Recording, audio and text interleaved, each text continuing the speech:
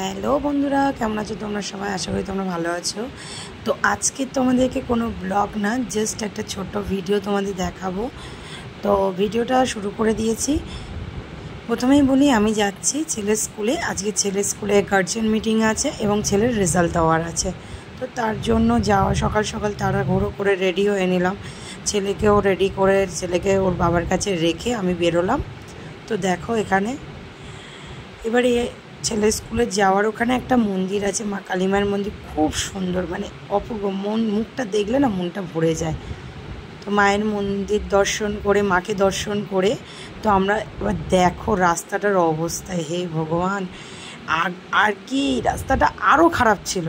ছেলেকে যখন স্কুল ভর্তি করলাম রাস্তাটা এত সুন্দর ছিল কি বলবো, কিন্তু যখনই ছেলের স্কুল 1 মাস হলো যাওয়া, তারপরে এই রাস্তাটা মানে খুলতে শুরু করলো। অসম্ভব বাজে অবস্থা হয়ে গেছে রাস্তাটা শুধু দেখো, জল জমেছে। এটাতে যা গর্ত, একবার পা পড়ে গেলে অর্ধেক পা, মানে পা পুরো একদম ভিজে চলে যাবে। তার উপরে দেখো রাস্তাটার অবস্থা, আর কাদা, আর গাড়ি তো যাই পুরো গায়ের ওপর দিয়ে জল দিয়ে চলে যায়।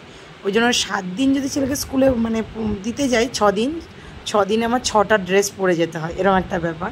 তো যাই হোক, দেখো রাস্তার অবস্থাটা তোমরা দেখো। আমি স্কুলের কাছাকাছি এসে গেছি অলরেডি। তো এই রাস্তায় এখন মানুষজন মানে খুব কম, গাড়ি আর বাইক আর সাইকেল ছাড়া কিছু যায় না।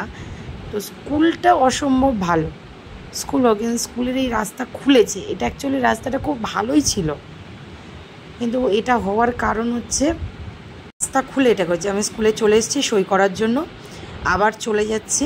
এখন যাচ্ছি আরেকটা স্কুলে, মানে এই গোকুল স্কুলেরই আরেকটা ব্রাঞ্চ আছে, যেখানে পাশেই আরেকটা মানে স্কুল আছে, সেখানে ওটা ছিল পিজি, আর এটা হচ্ছে তোমার নার্সারির এই ঘরেতে মিটিং হবে।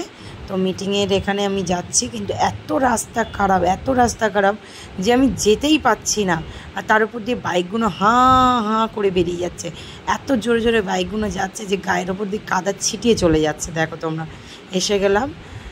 এখানে গার্জেনদের বসার জন্য জায়গা করে দিয়েছে, এখানে বসতে হবে। ভিতরে মিটিং হচ্ছে, এক একজন করে ডাক